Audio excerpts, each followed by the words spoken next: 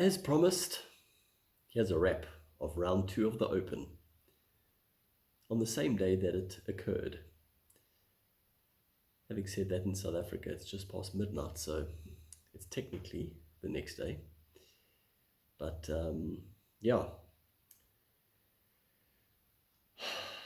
I had to recover from that because it was quite stressful in those last few holes, especially for the players trying to make the cut. And for those guys that I support, it was also stressful for me. I take it very seriously. Major golf is just so special, especially the oldest one, 152nd.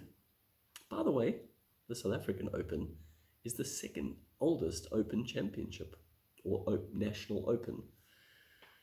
So yeah, we know a little bit about history here on the tip of Africa.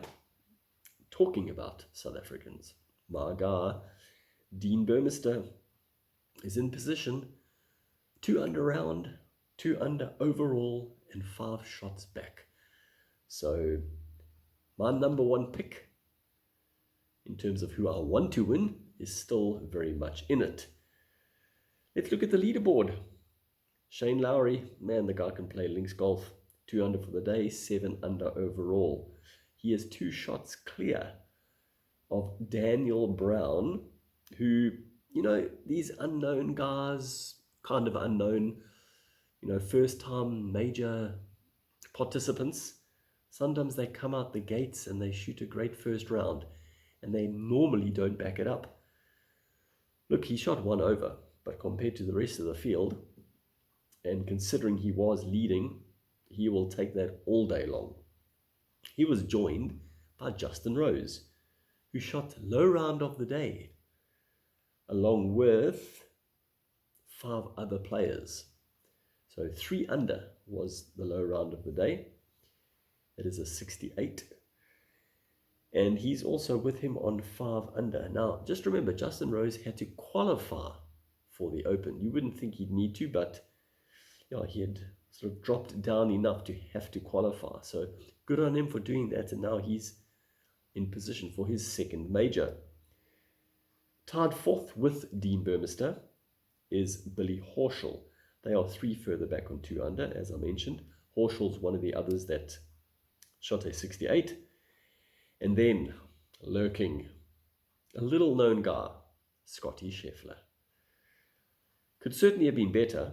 1 under for the day, 2 under overall. Tied 7th, you have Connors Day, also with a 3 under 68. Schauffele, having a great season in terms of majors. And Patrick Cantlay, also with a 68. He's yet to win a major. Many say the best current player not to have won a major. Could be true. He put himself in position at the US Open, then faded over the last few holes. And then, tied 11th, Matthew Jordan and Joaquin Niemann. Wow, Joaquin.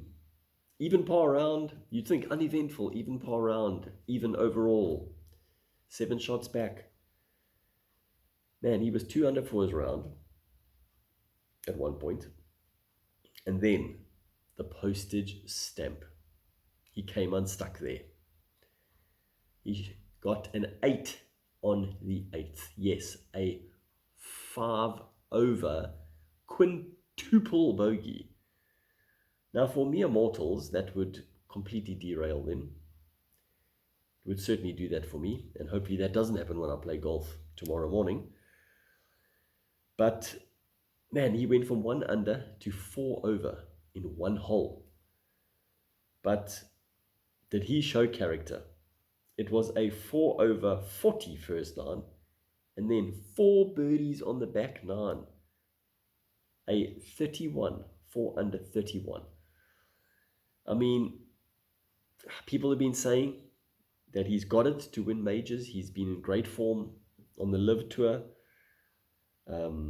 Has played some DP World Tour events to try and push his ranking up. I don't know how that quite works. He wasn't a member, so then now he can sign up or at least play events. Interesting how that all works, because he certainly can't play on the PGA Tour, but The DP World Tour seems to be more lenient on that. I think the guys that left have to pay fines, but they don't want to. Anyway, to be honest, I think some of them should just bite the bullet and pay the couple $100,000 because they can push their rankings up and then qualify for majors. They might think it's unfair, but I mean, just do it because I want a Sergio Garcia to be there. He should have been, and he almost did qualify. Anyway, Neiman, definitely a future major winner, maybe even this weekend. But wow, the character it showed was quite phenomenal. Now, lurking one shot further back, Johnson, Koepka, and Rahm tied 13th. Woo. Now that's a major trio if you ever did see one. Dustin Johnson 2 under for the day, Koepka 2 over, and Rahm 1 under. Didn't see much of Johnson's round because it was fairly early, but Koepka, he was burning the edges of those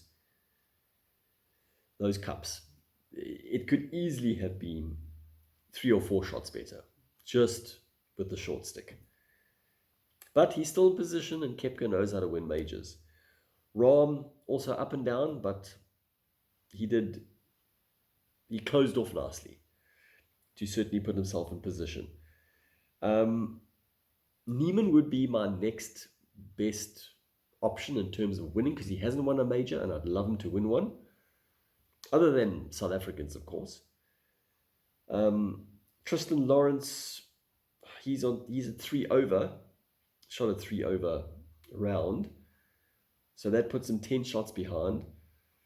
Very, very outside chance. I mean, Lowry would have to drop a few. He'd have to go really low tomorrow to give himself a chance. So realistically, obviously Burmister's my man, and then Neiman second in line. As far as those 3 that I mentioned, I'd first go for Johnson because he last won a major in 2020 and he hasn't been in the greatest form recently despite winning in Las Vegas.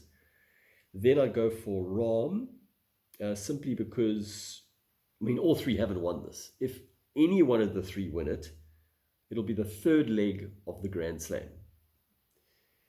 I'd go for Rahm because Koepka's won 5 majors already. So that's kind of my pecking order, and that's how I pick it. Anyway, moving down further, other live players. Tied 28th, Maronk, Cantor, and Lawrence, as I mentioned. Tied 38 on 4 over, John Catlin. Man, he was on the edge there, and he got 3 birdies in his last 4 holes, including 1 bogey, and shot a 1 under round. Only 18 players had under par rounds for the day. Shows how difficult it was.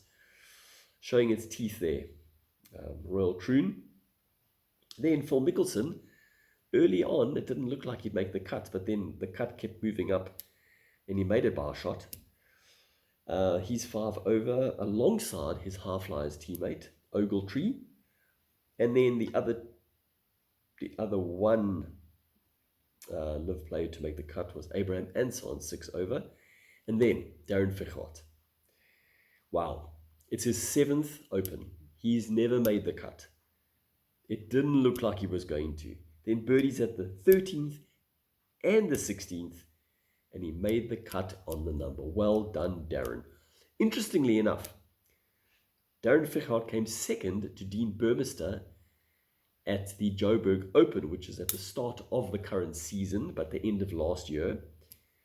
And that's a qualification tournament for the Open. The top 3 non-exempt get a ticket to the Open. Burmester succeeded by winning that, and Fichart by coming second. So, yeah, interesting bit of symmetry there. So, the guys that didn't make the cut, in terms of South Africans and live players, Besaidenote, 1 away from making the cut at 7 over. Stenson and Oosthuizen, 8 under, missed by 2, alongside Horsfield and Hatton. Man, even par first 9, he was 2 over. Then he just lost it. And he's one of those guys, when he loses it, you know about it. And it gets a bit ugly after a while. And then you start saying, well, do I want you to make the cut or not? Do I want you to succeed? I'm all for showing passion. I mean, the way Bryson showed passion in winning the US Open, everyone loved it. It was phenomenal. Some said it was fake, but they're just haters. And but yeah, Hatton. Anyway, Bryson 9 over. I mean, right up until the last couple of holes, he could have still made the cut. Booming drive on the 16th. I don't know. Short, maybe mid-iron in for his second at the par 5. Pulls it left. Has a chip over the bunker. A bit too hard. But still a makeable birdie putt. And he misses that. And then it was more or less over because he was still 2 away from making the cut. Then he stuffs up. Bogeys the 17th. Actually had a very makeable birdie putt after a huge drive at the 18th. And then missed that as well. That kind of summed up his day. And 9 over, missed it by 3. Elton van der Merwe, 11 over. Cameron Smith, 12 over. Van Velzen and Puig, plus 13. And Ernie Els withdrew. I don't know why he withdrew before the round even started. If you know, let me know. Now, obviously, I wouldn't be probably allowed back on golf YouTube / social media if I didn't mention the fact that Tiger Woods and Rory McIlroy missed the cut. Now, yes, they're great players. They're phenomenal. Tiger, greatest of the modern era. Should probably have been the greatest ever in terms of majors, but all his shenanigans and injuries have probably put pay to that. Rory, currently one of the greatest of recent times. But even a few holes into the second round, they probably weren't going to make the cut, at least by the halfway mark. At that point, you start showing less of their shots, don't you? But no, every single shot, after a while, became embarrassing, especially for Rory. I don't like seeing a great player like that struggling. And you can see it in his face. He just doesn't even know what is going on with the shots that he's playing. Some of the commentators, that's probably the worst shots I've ever seen Rory hit. Then you could have shown guys that were just about to make the cut or didn't make the cut. And it's interesting golf. But no, you got to show every shot of these guys. I get it. They're box office. They bring in the viewers. But I don't think anyone is going to begrudge the broadcast team for putting a few of those on tape and showing when Rory did hole his one bunker shot. Fair enough. But where the stories, like the Darren Fichart situation, I did see one of his shots, and I heard them mention that. That's why I did. So good on them. But come on, in future, just